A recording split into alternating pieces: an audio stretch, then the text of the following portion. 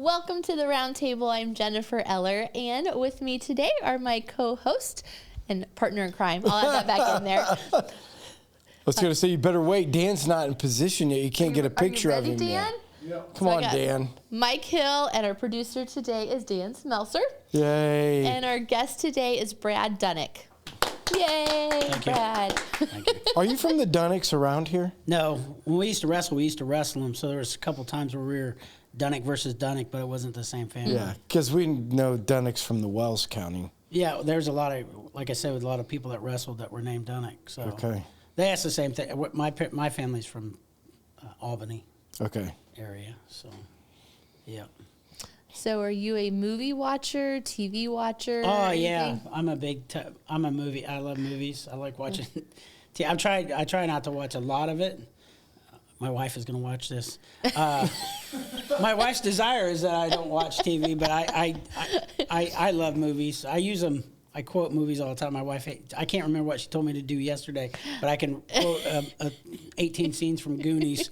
From Goonies. Yeah, I saw it at the theater. That's how old I am when it came out. So that's your favorite movie? no, my favorite movie is probably A Few Good Men. Okay. But again, I mean, it's So you're going to quote one line from A Few Good Men? there's all kinds. Okay, quote one of them. One of them. Yeah, just give us something inspiring. Oh man, I mean, Come on. You're letting your wife down. that puts you on the spot. No, that's all right. You don't have Line to. everybody knows. Huh? Just do the one famous line that everybody should know. You can't handle the truth. That one. Yeah. That's I mean, from that movie? Yep. yeah, that's the. I didn't know that. You can't handle You can't handle the truth. Places and parties you don't talk about. You want me on that wall. You need me on that wall. You know that's. Look at that. He's even into it. know. I love it. Yeah, Come on, man. Yeah, I'm what they call over the top sometimes. That's I was kind of worried. People were like, just stay chill, be the chill Brad. No, don't. We don't do that. We do over top everything. Yeah. Yes, everything's over the top. You've only met me once, and then in passing. So we'll see how this goes. I said, I hope I'm still welcome to this church after we're done. Always. So you're a motorcycle guy. Yeah, like I own a motorcycle and I enjoy riding a motorcycle. Sometimes I worry we get pigeonholed like that's our whole life, and it's not. I just like to ride motorcycles, but I have a whole, I like to do a lot of things. But I rode down here just because I like to do that, and I like to listen to music, and it's a good chance to jam. But it's kind of crazy when you pull up somebody and Frozen's playing. You can't do that. I know, and I have You can't play Frozen on a Harley. Well, That breaks your whole persona. Well, I know. So I'm like sitting there waiting, and I'm like, oh, Frozen. I have a bunch of stuff from Hugh Jackman, The Greatest Showman. Oh, yeah. You know what I mean? Because I like music, right? I really, music moves me. My wife doesn't. I'll be listening to a song, and I'll be like, oh, man. She's like, why are you crying again? So moves you like to tears, or moves you to dance, moves you to run around? well, it depends. I mean, there's songs that move me to dance, and there's songs that. Are there any worship songs that would make you run around the church? Oh yeah. Well, I don't know about run around, but sob. Huh? Sob, like I cry. Okay. So I thought found out. Sob was a song. I mean, I know it's a car, but I It didn't probably know. is somewhere. So I found out that my pituitary gland doesn't work, so I have no human growth hormone, and so that's the reason I'm chubby, people. That's what they told me. But anyway, I'm getting ready to get hormone therapy. But one of the things I notice is I'm really sensitive, and I hope it's because I'm sensitive to the Holy Spirit. Yeah. But I was watching Toy Story 3, and I was sobbing. And we went and saw Rocky Balboa when it came out, and there's the scene in the beginning where he's talking to his wife and the great. Now, I grew up with Rocky. Yeah. Right? Watched them develop a relationship like these are real people. Yeah. And, it's amazing. I probably know more about movies than the Bible sometimes. It's really sad. But so he's talking to his wife in the grave, and I'm over there sobbing, and my wife goes, "Are you serious?" That's not her voice. Man, I got to remember she's going to be watching this.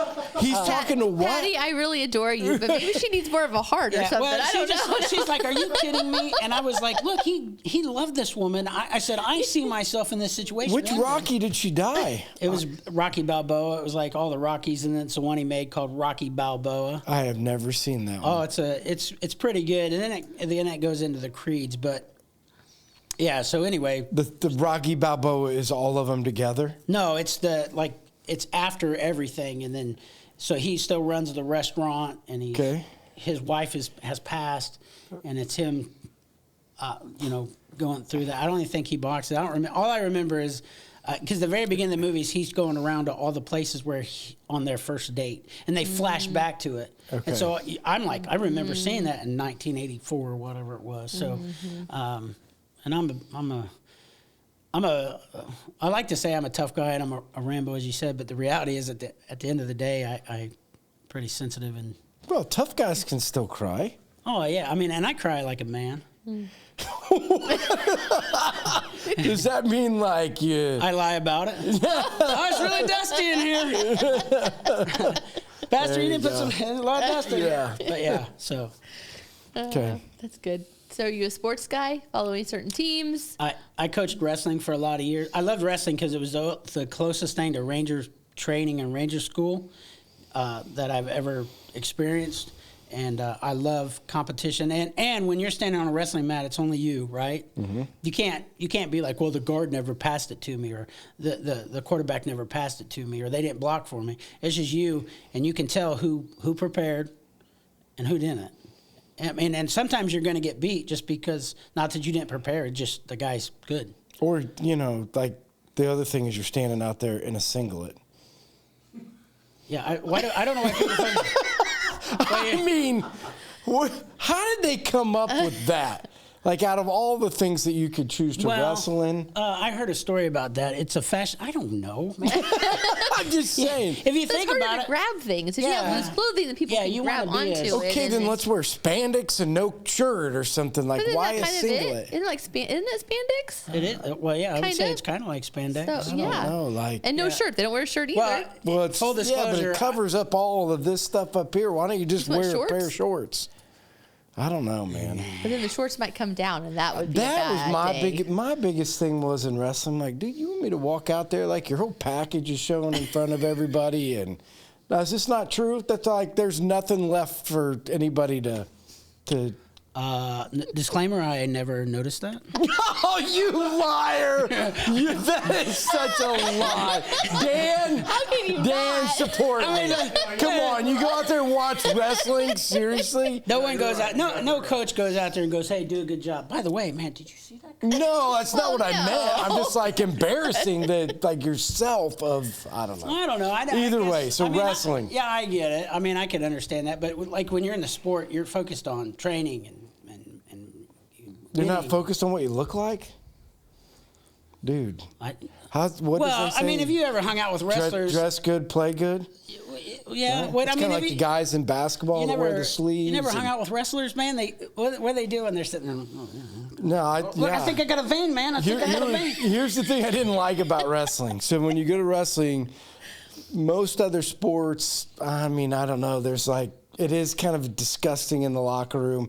There's a whole nother level of disgusting when it comes to wrestling. Oh yeah, absolutely. Yeah, They're I mean, it it's is. like You're it's, transferring all kinds of crap to each other. The kids come home with, what was that rash thing they used to get all the time? From? ringworm.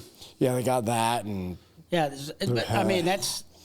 that's a whole nother level of disgusting. But if you want to talk about pure determination and will and people who want, there's no glory. There's no, you can't, it's not like the draft's coming. Who's going to the WWE? That stuff doesn't happen. Right. There's nothing for you. Maybe you might make it in the Olympics. Most guys, most gentlemen that do it, and now there's a lot of ladies, do it for the pure love of the sport. And MMA now. Now Well, you yeah, can grow now, up and you can yeah, build. yeah. Now that's true. I mean, when I first started, it wasn't. Yeah, there like wasn't that, any but- of that in there. But yeah, I mean that is a determining factor. Plus, when you take another man and you put him on the mat, there's just something about that. You know what I mean? Mm-hmm.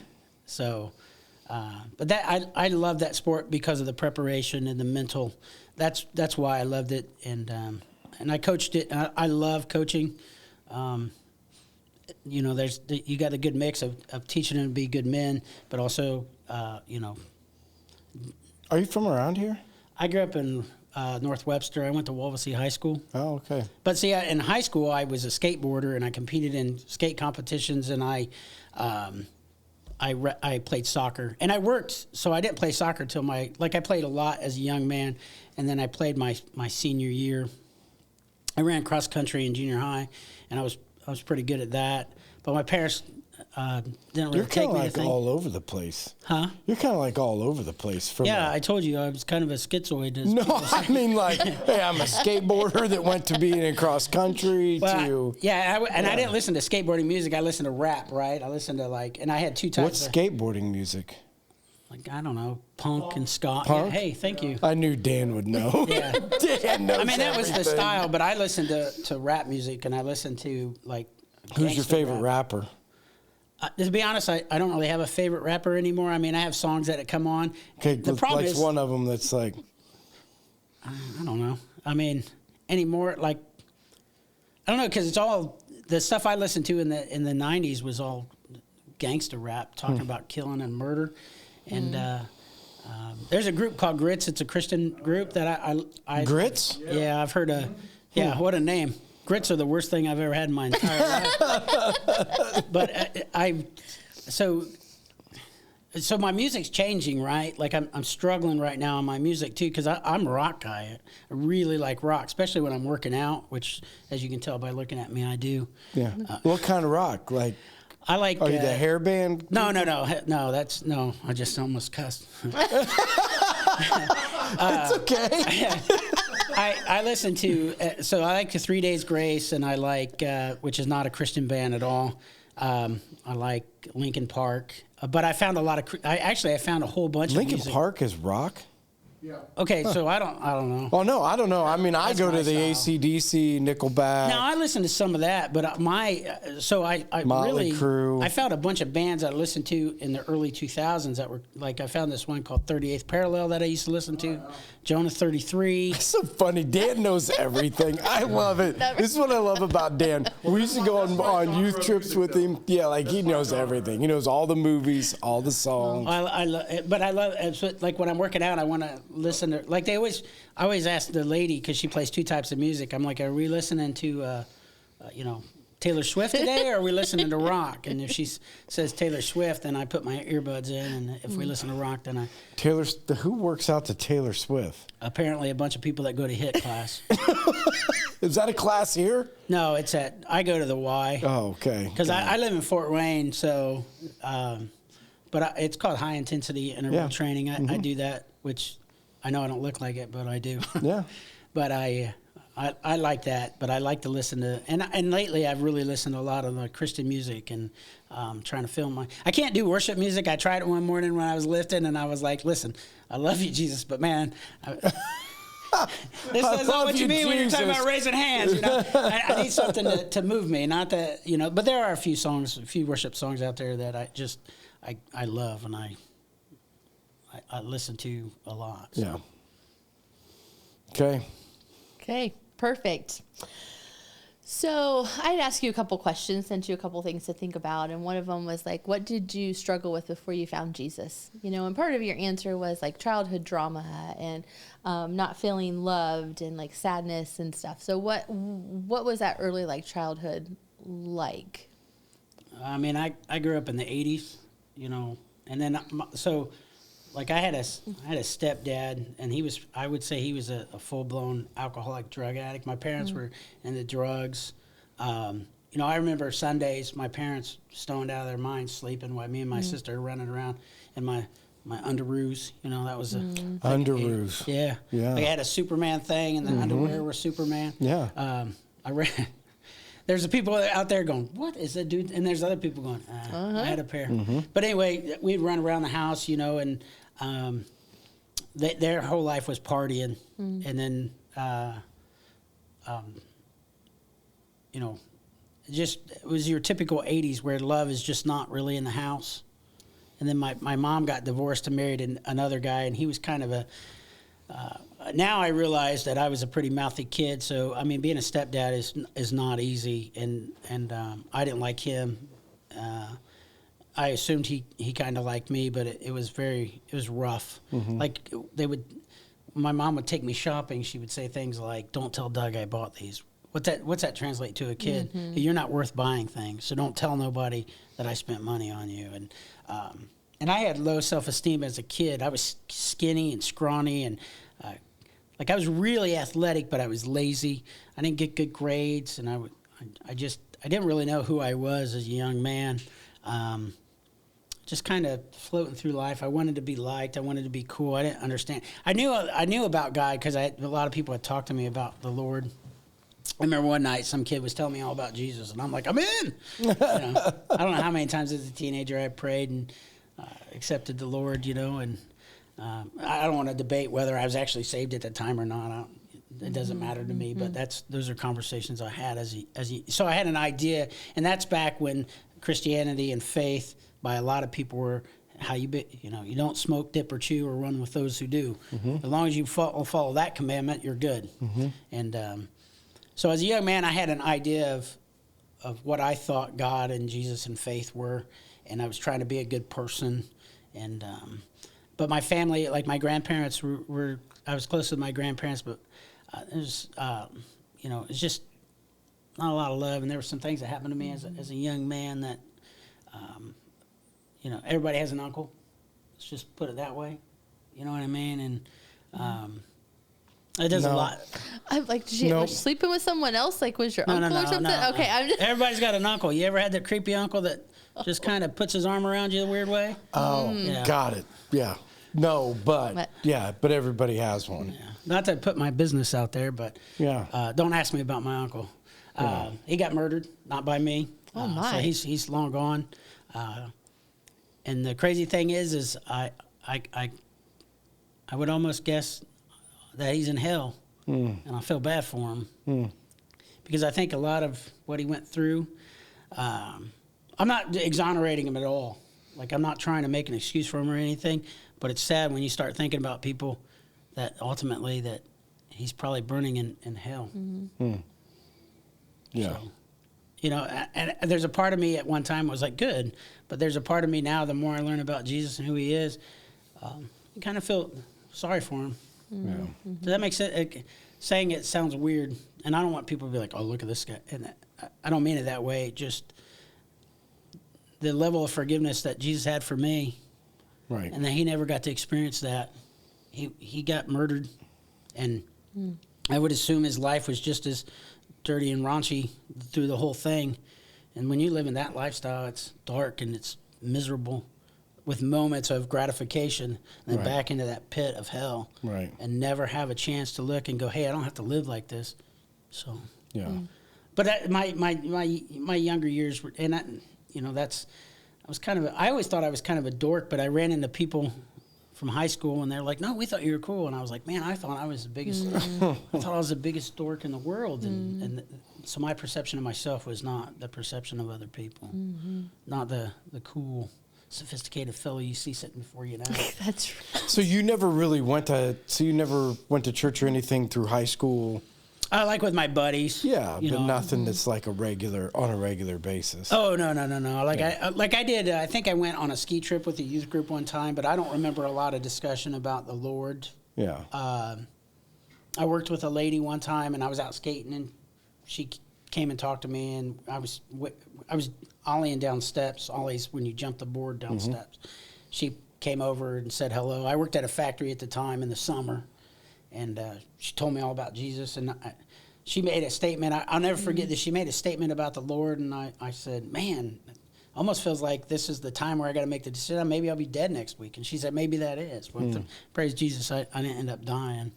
But so I have glimpses of faith in Christ, or what I thought faith in Christ. And then when I got in the military. What made you go to the military? I was lazy. I know that doesn't seem like that's what people choose. Well, like when you go, I got to go to boot camp and like all that. So I'm not lazy in the sense that like I don't have the thing I have a problem with faith is like I got saved, right? And I was super excited. And I was like, this is great. And everybody's like, you do devotionals? I was like, what's a devotional? And they're like, homework. And I was like, oh, bro. That's why I graduated high school, man. I don't want to get into my faith and find out I got to do homework, right? You know what I mean? And now I don't feel that way now. Now I understand that's the way God talks to you. But anyway, I thought, man, that's a great way to see the world and get me in really good shape. And I always watched war movies and thought it was cool for some reason. And I went in, and I actually loved it at first. And I was a good runner, and I was in shape, and I could keep up with everything. Mm-hmm. And I was pretty good in the field, meaning I knew how to fight, not physically fight, but like in a firefight, how to behave and how to move and how to shoot. You know, in the military, they say shoot, move, and communicate. I could do that, and I understood it. And pretty much in the military, it's like, what are we doing tomorrow? And they'll say, we're doing this, this, and this. Well, okay. I didn't have to do anything. And so you're saying from lazy, more of just like you didn't want to make decisions. You wanted somebody to make decisions for you. I knew I couldn't go to school. I figured if I went to school, I'd be a party guy and drop it. And I never partied in high school. I was scared to death. I signed a DARE thing as a kid and took it serious. I never signed a DARE thing. I was just petrified. So when I was in 4th grade, I got in trouble. We jumped on boats and vandalized boats, right? And it's pre-Christianity. Anyway, we didn't get arrested. It was like 1984 or 85, and this cop picked us up and took us home. And my fear actually was on the way home, please don't be smoking pot when they bring me home. But anyway, so we got arrested, and I was so scared that I'm scared to death today that, like, if I'm driving down the road and there's a cop behind me, I turn my music down or roll my windows up, like 10 and 2. You know what I mean? I'm deathly afraid of cops. Wow. Because I was so scared. I mean, I'm too pretty for prison, and I'm not strong enough to defend myself. You know what I mean? So, I'm just thinking through the whole, like, okay, I'm looking for the cops too, but just because not going to go to prison. I mean, I just don't want to be annoyed by getting pulled over. Well, so that's my mind. Like, so one time Patty's at the hospital, and our pastor and his wife there at the time, and I got pulled over. And I wasn't doing anything wrong, and I don't know why, so I typed out this thing just in case I got arrested. This is how psycho I was years ago. So I typed out, hey, I'm going to jail, right?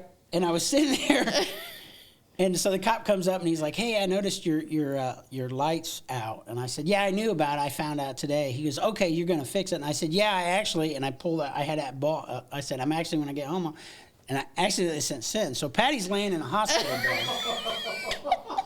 Talking to my pastor at the time and wife, and all of a sudden, ding, ding, and she looks down and says, I'm going to jail. And then I'm trying to text her, like, I didn't mean to send that. So when I get there, the pastor, instead of being, my wife's in the hospital, we're broke at the time, instead of being like all pastory, he's like, I can't believe you sent that. What is wrong with you? That's pastory. What are you talking about? That's really pastory. What are you doing? Why would you ever send something like that? Yeah, because I'm a moron. So I was just not. That's how. That just shows how afraid I was of police officers. But probably it's the best thing that ever happened to me, because like I remember in high school one time we showed up and these guys were playing poker, and I'll never forget. And I kept looking outside because poker's illegal. Poker's illegal? Yeah, but like you couldn't gamble. Remember, Indiana used to be you couldn't gamble. I don't remember. Okay, well back in the day, I don't know how old you are, but how old do I look? 27. I just assumed you're close to my age, and but anyway, it's stupid, right? These kids there's 4 guys and they're playing poker on a table, and I'm freaking out because I'm thinking, what if the cops show up? You're thinking the CIA's I'm going to go watching to jail. You or something. It's unreal fear at the time, but that's how crazy. But it kept me from. So like when people started drinking, I didn't drink because I don't want to get in trouble. And I never did drugs because I was deathly afraid I was going to get addicted, and I didn't want to go down that road. And I stayed away from. I had some intimacy. I don't know what word I use on the podcast. You had sex before marriage? Yeah. You can say sex. Like it's not a. Well, I know. I don't feel like that's a bad. The cops aren't outside waiting to pick you up. So I had sex a couple times in high school, but I was deathly afraid that I was going to get somebody pregnant because my mom got pregnant at 16 and my dad was 16, and so my whole life it's like if you have sex you're going to have, and I didn't want to have a child at that age because I had hopes and dreams, which I didn't know what they were, but I knew it wasn't to be a dad at 17. So I was pretty lame as far as I didn't do much of anything in high school. So what is when you went in the military? Is there like a memorable moment in the military? Oh man, I have like 100,000 of them. Okay, we'll pick one. Pick one. I mean, you want an action one or what? I don't know.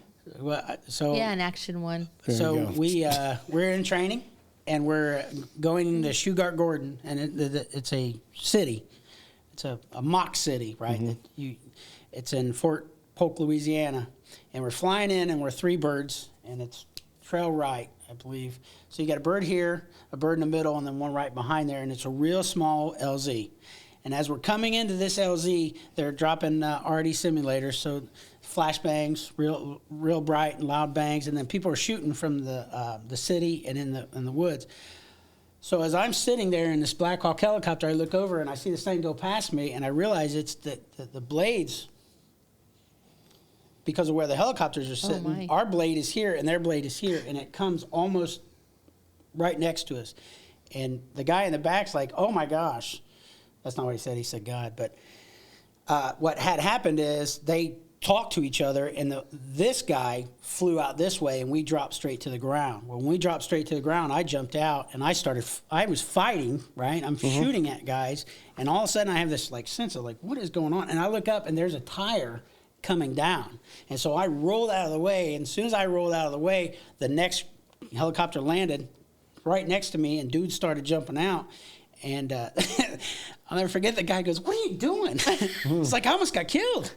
But so I mean, those are That's your close. That was like your most near-death experience. Well, in training, yeah. Yeah. I mean, actually, the memory that pops out is my very first day in the military. We talked about grits earlier. Is so you come into Fort Benning, Georgia at like 2 a.m. or whatever, and they feed you, and they gave me all this food, and one of them was grits, and I'd never seen it before. And I sit down, and I take a bite, and it's the worst thing I ever had in my life because it's cold, and it's just nasty. I know there's I was in the South for a while, and everybody says grits it's nasty. I agree. Anybody that says grits is I knew you were good people. Nuts. But anyway, so I'm walking towards the trash can. This drill sergeant looks at me, and he goes, "What are you doing?" And I said, "I'm done." He said, "No, you ain't. You didn't eat everything." He said, "Sit down and eat." So I'm over there, and I'm like a 12-year-old. You know how you go. And he'd come over, and he leans in with his hat, and he hits me in the side of the head, and he goes, "If you throw up, not only am I going to make you finish some grits, I'm going to make you eat the throw up." Oh, God. So, and now I'm like scared. So I'm forcing this stuff down, and I finally got it down. But now, like when we moved to Tennessee, and everybody's like, "Oh, come over, we're having grits this morning." No, I'm good. Yeah. I'm really good. So how long did you serve? 6 years. I was at Fort Drum, New York, with the 10th Mountain Division for 3 years, and I was at Fort Campbell, Kentucky, for the 101st for 3 years. And that's actually where I started going to church, like really going to church. And Why? to be honest, we moved into a duplex, and the gentleman next door to me, his name is Dave Webb. He's now a missionary. So when you say we, you're married now? No, yeah, I was married to another woman. Oh, okay. At the time. And she was a girl I went to high school with. And the problem is I married her thinking she's going to come up and we're just going to do infantry stuff. You know what I mean? And No. she's like party and drank. Oh, got it. Yeah, got like it, on the got it. weekends you head to Canada because you don't have to be 21. Got it. And then you just party and drink and have a good time. And on the week you have barbecue and drink. And so that's what I You thought. met her in the Army? No, I met her in high school. I went to high school with her since okay. 6th grade. And then... Did she join the military? You just married her? No, I married her, so I brought her up. We had quarters, but then we moved down to Fort Campbell, and my next-door neighbor, Dave Webb, he comes out of the duplex, and actually us getting the duplex, in hindsight, I think was a God thing because it just kind of fell into place. But anyway, he walks out of the duplex, and the very first thing he said to me is, "Hey, man, want to go to church?" Now, understand, I'm in Tennessee. I had just watched a documentary about, the churches in the South that play with snakes and drink strychnine. You don't remember that?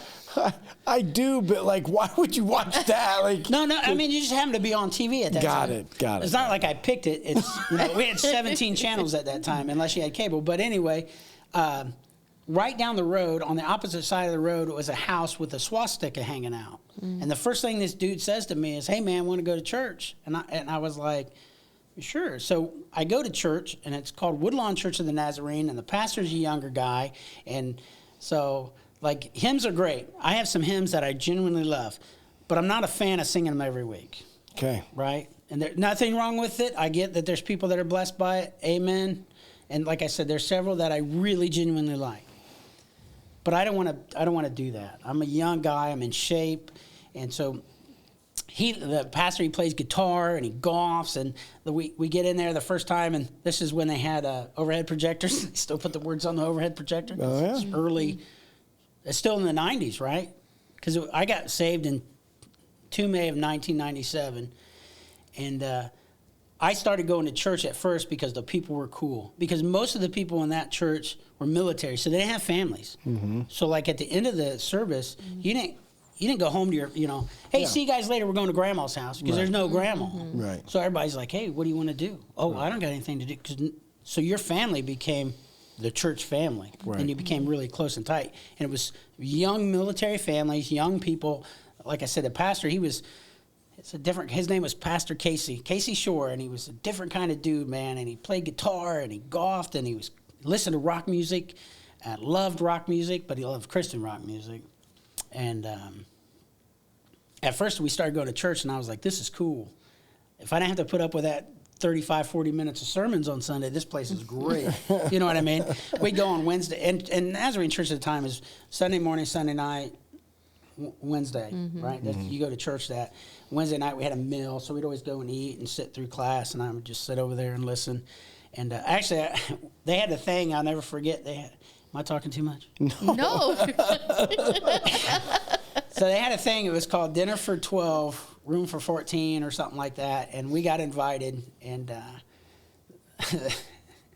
so I'm still young, and I have this idea, right, like of the world, and I have some worldly mindset, and I remember I was sitting, and I remember thinking, people at church judge you, and we're sitting at this table in this trailer, and they were talking to me, and I forget how they got on the subject, and somebody said something about homosexuality, and because I'm smart, I said, I don't see anything wrong with it. There was some debate back and forth about it, and I said, you know what, actually, if I wasn't married, I think I would try it.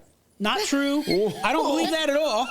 I just wanted to shock these people to see how they react, right? Out of all the things you could have chose? Yeah. I mean, why that? Okay, Pastor, we've been talking for 35 minutes, and I still surprise you? Okay. So I said that because I thought for sure I was going to get judgment, and then it would justify me not wanting to go to church. And I'll never forget, 2 ladies fell out dead. They had to have a ceremony to bring them back to life, right? It was like Lazarus coming back to dead, because these ladies could not believe I said that. But I'll never forget the guy. His name was Dan Dakin, and he looked at me, and he goes, really, why? Like, no judgment, seemed like love, like you genuinely wanted to know. And then I was stuck because now I put myself in this corner. And I was like, well, I was just kidding. And my wife's over there at the time. The wife at the time's like, oh, man, this guy's a maniac. But after that, they had I thought, man, things are kind of different. And we had a revival. And I got home from work, and I was, I changed my clothes, and my wife at the time was like, you want to go to the revival? I'm like, oh, hell no. I don't want to sit and listen to a sermon the next 3 days. So that's the worst part of church.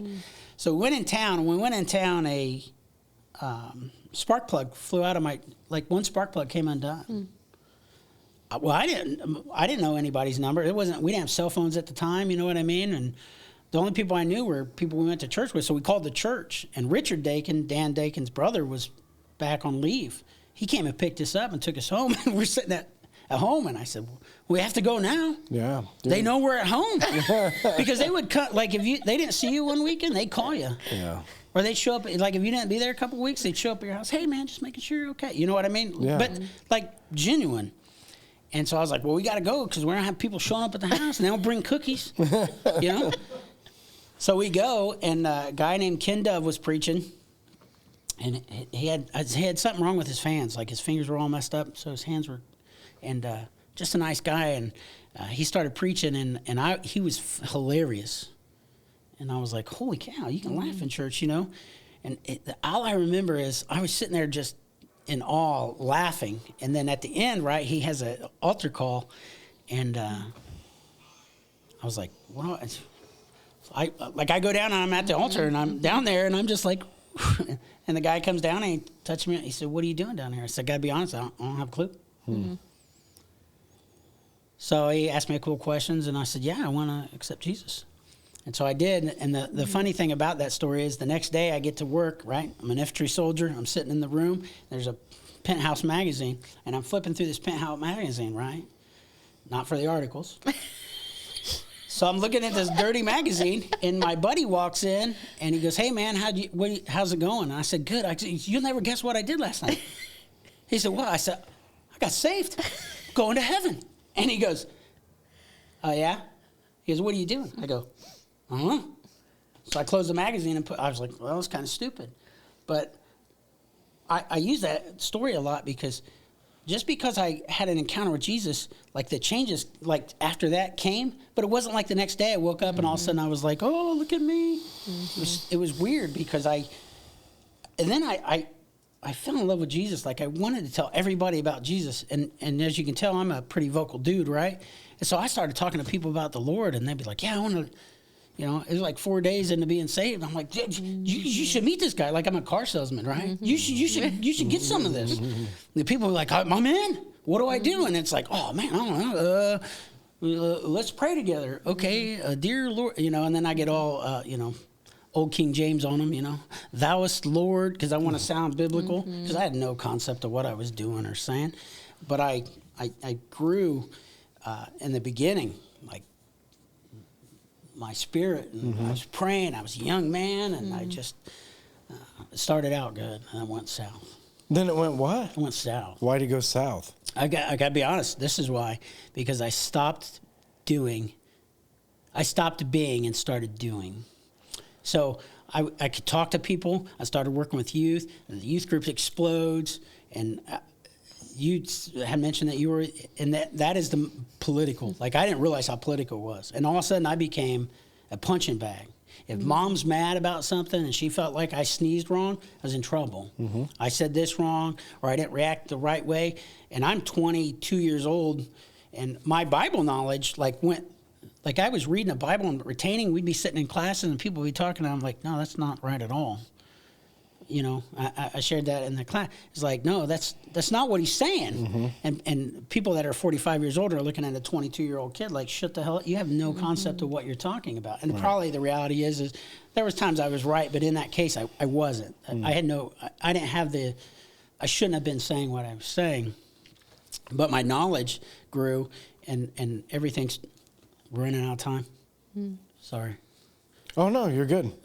I was just making sure that it's from my farm. I've been on dates with women, and they go like this. I'm like, oh, okay, no, it's a notification on my watch from one of our farms. So I was making sure nothing was blown up. You're fine. But I grew in faith and spirituality, but the problem is my marriage started falling apart. Mm-hmm. And God is the kind of God where he doesn't care what you do. He cares about you. And we started going to Promise Keepers, and he really started working on me. You need to fix your marriage. And, well, I didn't. And I got mad. I got really mad at God to the point where I stepped away from the youth because I was mad. Mm-hmm. And this is why I was mad, right? I'd be super mad, and I don't want to be there. But some kid would come talk to me, and I'd be like, yeah, you know, Lord Jesus and the Romans Road and blah, blah, blah. And they're like, well, I want to give my life to Christ. And I'm like, what in the world is going on? You know what I mean? Or I would, before I left the youth, I'd like wing a lesson. I just open the Bible and I'd read something and I go, okay. I'd get up there and I'd talk, and kids would be like, oh, I want to give my life to Christ. And I'm like, what is going on? I'm mad because I'm like, Lord, my life is falling apart. I was the guy that was riddled with cancer, and I had the cure to but I didn't want to take it. I wanted to give it to everybody else, and I got so busy doing Christianity that I let my relationship with the Lord go. Right. And I think to a certain degree, he's like, hey, you know what? Have at it, bro. You know what I mean? There's going to be times where you're going to do things. Because I mean, it even says, you know, in the end times, they'll say, Lord, Lord, didn't we call out demons in your name? But I never knew you. And that was me. He never knew me because I walked away from him. Mm. I said, F you. I sat in a parking lot, and one night I was mad, and I was punching my steering wheel, and I said, you know, smite me, O mighty smiter. That's from Bruce Almighty. But I said a bunch of explicitives and pretty much wanted him to destroy me to get rid of the pain, because I didn't deal with what he wanted me to deal with, which was things that happened to me in the past and my marriage. So I had a decent job, and I lost it. Mm. And then I thought, you know what? I felt like I was called to ministry for a while, and I hadn't been serious about it. So we moved to Colorado Springs and go to Nazarene Bible College. So you're still with your wife? Yeah, it's my first wife. Yeah. So even though it was going rough, you guys decide, hey, we're moving off, and we're going to go. Yeah, there. she her belief was she was like a Christian her whole life, or what she thought was Christianity, and you know, kudos to her, she gutted it out, because I mean, I was never abusive or anything. I probably wasn't nice at times. Yeah. And plus, you know, there's a lot of accountability, and so I got really good at being good at Christianity, and then being at home like, whatever, you know, which is horrible. Yeah. And so you guys decide. So you're out of the military. Yeah. And so you could decide to go to Bible college. So I lost my job. I had a job. I was a warehouse manager, and 9/11 hits. My son had just been born, and I went on a spiritual retreat and prayed and thought. To be honest, at the time I told people I talked to God, but the reality is I think what I did was I was walking through the woods, and I thought, you know what, God called me to ministry. It's time to be about doing that. So we moved to Nazarene Bible College, and things kind of fall in place for us to go. Like people that we went to church with, new people. We lived with a family the guy worked at Focus on the Family that they used to go to church with, and I get out there and I start delivering milk door to door through the night, and I'm going to college. So I go in sometime at 10 o'clock at night, and I'm getting off sometime around 10:30, 11 o'clock in the morning, and I'm sleeping till 6, and then going to class from 6 to 10, coming home, changing, going back to work. I was exhausted. Mm-hmm. And so we're going to this big church, big Nazarene church, and I was kind of miserable, and some guy asked me to come to his church, and it was a small, rinky-dinky church, and they didn't really have a youth leader, and one day they asked me to run things, and I kind of ran things, and we started with 5 kids, and then the next thing I know, we're at like 35 kids, and we got adults that are trying to come down, and we had to stop that because you can't do that. And I'm having services, but I'm inside emotionally, I'm dying. And the same thing, one of the best sermons I ever did, I listened to a song by POD called Youth of a Nation, and it's about youth getting killed and whatnot. But anyway, I was driving there, and I was upset. I was exhausted, and I had listened to that song that day, and I kind of read a scripture, and I went in, had a preach a sermon. We had really good music. I used to play, I don't know if they're called the bongos or congos, just so I could be up there, and preach a sermon. And at the end, we had a prayer, and when I looked up, like all 35 kids are around the altar praying and crying, and I'm like, what are you doing, man? I'm falling apart. Why, so now I'm really mad. I'm like, I don't understand. My problem was I wasn't plugged into the Lord, He's still just like, hey, if you want to do things, I'm going to bless it because I want to see people come to know me, but you got to figure out who you are. Right. So we finally got to a point where I said, you know what, I'm out. I can't do this anymore. I'm dying. And we had a second child, and we moved back to Indiana, and then we had a third child, and then my life really changed. I was fake. Like, I'd go to church and put on a good face. I knew all the right things to say and all the right things to do, and finally I got to the point where I didn't care anymore. I didn't care, and we got a divorce. It was horrible. And I met Patty, and at first all we did was want to hang out and play cards. You know what I mean? Drink. And then it became something where I was like, this is the woman I want to hang out and play cards and drink with the rest of my life. And then when we got together, she said, I don't want to get married. And I was like, I don't want to get married. But then I got to the point where I want to get married, so she can't leave me. And so we got married, and so it's funny because she wanted to go to church, and I don't want to go to church. Because the last thing I wanted to do is hear a sermon where they said, you're living in sin, and her decide for us to break up. So I acted like a jackass. I acted like a jerk. Like, I didn't act like a jerk. I just was kind of, I was a jackass, for lack of a better term. Because I didn't want to go to church. I wanted them to kick us out. If they kick us out, it's not my fault. You can't be mad at me. I didn't do it. Right. And because I didn't want her to hear the truth and understand that we were living in sin and not lose her. So she's always been the driving force to go to church, and I want to. But she would ask me questions. So tell me about this. And I could tell her, this, and I'd say, this is what the Bible says. And this is what people say, and this is what people believe, and this is kind of what I believe and why I believe that. But I was trying to do everything I could to not go to church. And then we started going to church again at a Church of the Nazarene, and things were kind of good for a while. And then Patty and I went through a bad time and broke up and got back together. And then this last time we got back together, I was like, you know what? I'm done. I'm not going to church. My problem is the Nazarene Church is very behavior-based. There's nothing wrong with it. I think it's a great organization. I think there's great Christians there. This is just my time. But anyway, Christianity for me was like I could be going along. I could not say a cuss word in 1,000 days, and all of a sudden I bang my knee and I yell the F word, and then I'm like, oh, I'm defeated. I just can't do this. Or I'll have an impure thought about, like, dang, that chick's hot. I can't do this.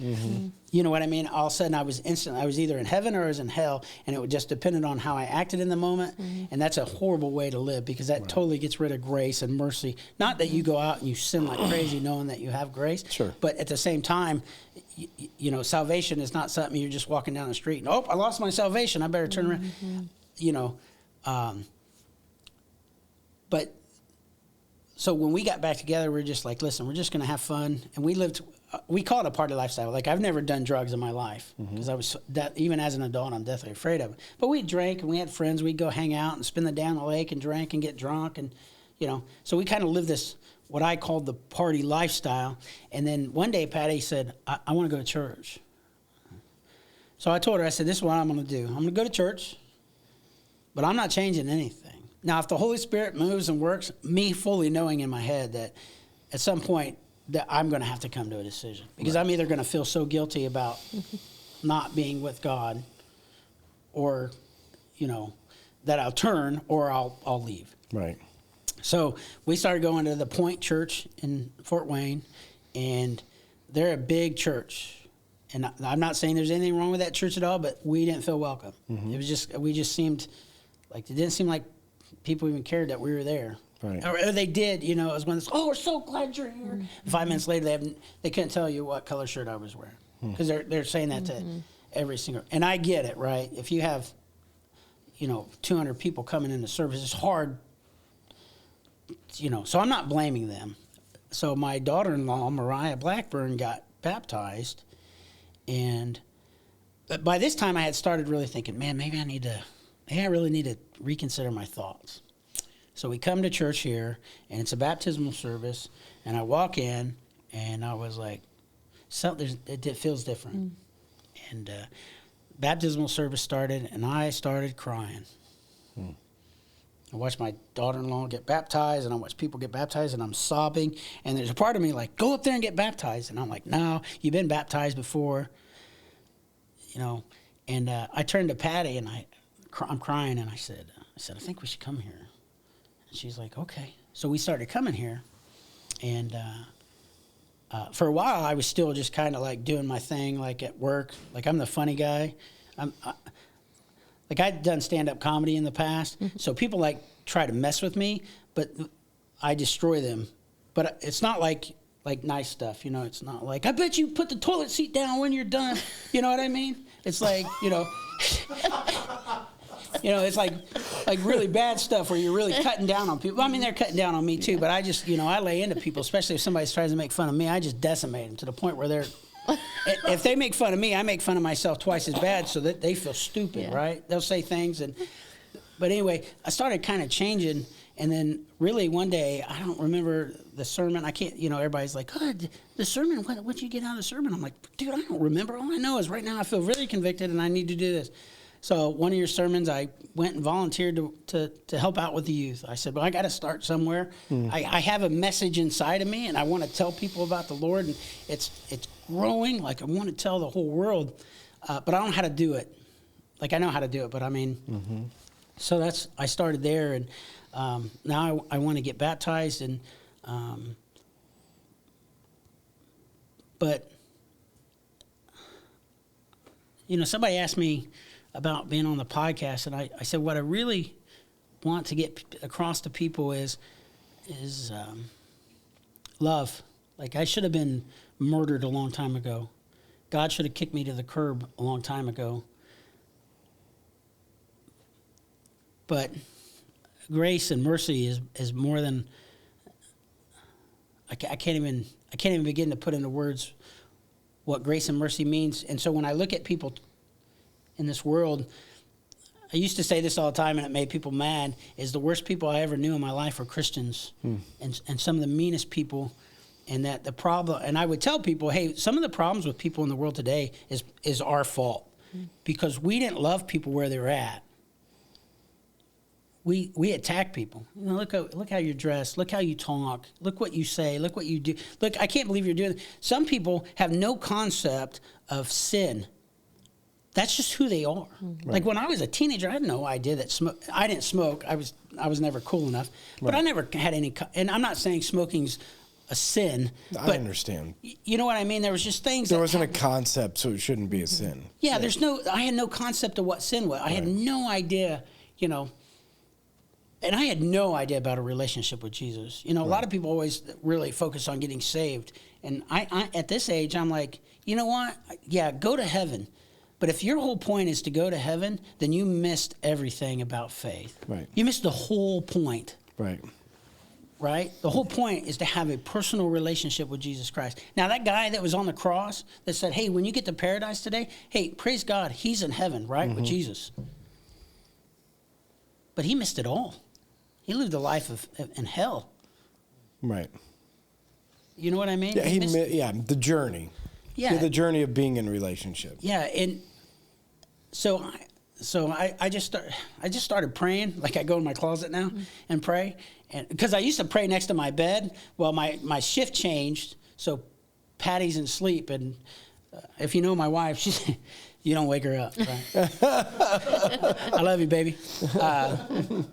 But so I started praying in the closet, and to me, it's a matter of being and not doing. The doing will come if you be. Right. So if that, and I feel like I just kind of rambled on. Well, no, I think that honestly, because we're at the end, you know, yeah, but I think that is to me a great way to end it, because I think that the journey that, I mean, you have a lot to your journey, but the piece that we can take out of it is I think a lot of people struggle with that of, like, I gave my life to Christ. The first thing I want to do is just do everything, right? Just jump in and do, and you miss being in a relationship. Like, you're religious because you're doing everything, but you've missed relationship. And that's what you're saying. Like, through your life, God still used you, but you missed the relationship in. But now you're understanding, or whatever that time frame is, you're understanding the value of being. Yeah, my focus right now is being a Christian, praying. Now, I'm not going to sit here and act like I read my Bible because I'm late. To me, I'd rather God say to me, build a big boat than read the Bible, right? Mm-hmm. That's something I can get my mind around. I do read, and I do know a lot of scripture. I listen to a lot of sermons and things like that, which should not substitute for the actual reading of the Bible. But my focus now is trying to transform myself into something God can use. I want to learn scripture because that's That's the best way to beat the devil. And like if you're talking to somebody about the Lord, I can give you all kinds of analogies. I got great analogies, right? I got great stories that I can use. But when you start saying, the Lord said, before you were, while you were yet still a sinner, God loved you and saved you and died for your sins, before the foundations of the earth, and there's all these great scriptures about the love of Jesus and him having a relationship with you. And if you can have those, it says that the word is living and active, sharper than any two-edged sword. And when you can start using scripture with prayer, man, you lit the world on fire. Right. You know what I mean? And so that's my focus. And I'm trying. I got a guy at work, and he's a. So I'm trying to learn to not cuss. I'm trying to stop cussing, and I'm not doing very good. But I told this story in my small group the other day. But he makes me mad, right? And he makes fun of me, and I make fun of him. And I've been praying. I pray for him every day now, and I pray that I don't get involved in that. But one day I got really mad, and I said, "Listen, you uncircumcised Philistine," because I heard some guy say it on a sermon. He said, "See, there's cussing in the Bible."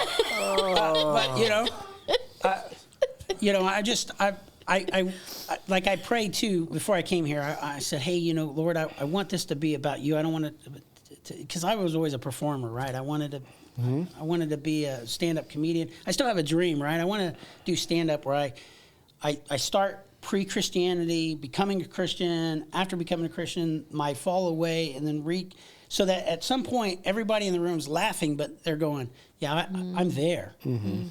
Yeah, I don't believe it because of these reasons, or yeah, I just became a Christian, or yeah, I'm super mad at God, or yeah, I'm coming back. And so the whole thing points. So that's always been my dream, but I don't know if I'm good enough to do that. Well, you maybe ought to try. You get us a lot of laughs today, so I think you should try to work on your script. Put your little skit together. My little skit. Oh, I did a couple things at church a few times, but I want to make sure it's prepared. Like I had some jokes. Like one of them was things Christians say and things non-Christians hear. So like tithing, You hear tithing, it's like that's a spiritual act of worship, and it's not just money, it's time and talents and all that. What a non-Christian says is, hey, we want a new building and you're going to give it to us. You know what I mean? That's the perception. Like when because the very first sermon I heard, the first time we went to church was on tithing.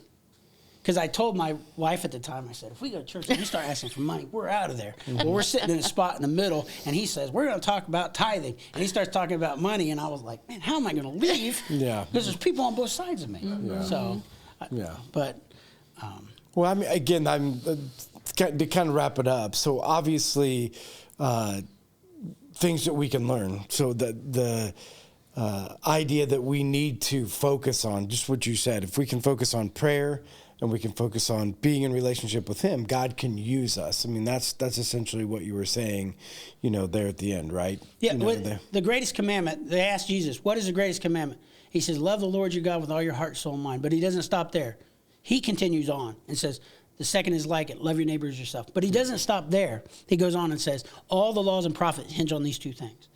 So if we can love God, and love people, that's the essence of Christianity. Right. Because if I put, seek ye first his kingdom and his righteousness, and then all this will be added unto you. Being added unto you doesn't mean riches and fame. It means probably opportunity. Right. To show people love. And really, when you start looking at grace and mercy, and you look at people, like I know somebody that doesn't want to forgive somebody. And I'm thinking, it's like the parable where the guy forgives him millions, and then he goes out and finds the other servant that owes him like $5 and puts him in jail, and then the guy comes back. Right. So I know we're running out of time. I can tell you guys are getting antsy, and I'm like, just I'm not started. getting antsy, We should have talked an hour before to get me started. Jennifer just knows when you have more of a story, she'll just call you again in 6 months and say, come on and give us part 2. Yeah, I mean,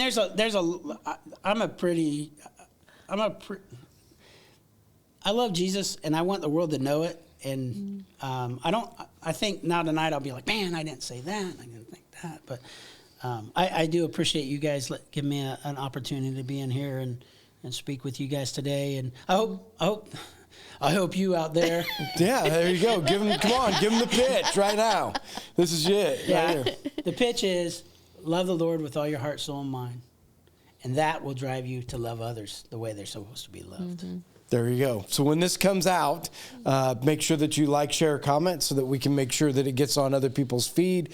If you are listening, make sure you go to our YouTube channel so that you can watch. That way when they see you in church, do you go to first or second service? I go to first service. Yeah, so when you see him in first service, you can see him and Patty go running up to him, say hi, and maybe you could go down. Hey, just get him out in the cafe, and you could sit down and have a whole long conversation. Absolutely. I love to talk. That's what I'm saying. You could share more stories. Yeah, I absolutely will, too. That's what I'm saying. My wife at home is like this. It'll be perfect. Yeah, so thanks, everybody, for joining us. We'll see you guys next week. Bye.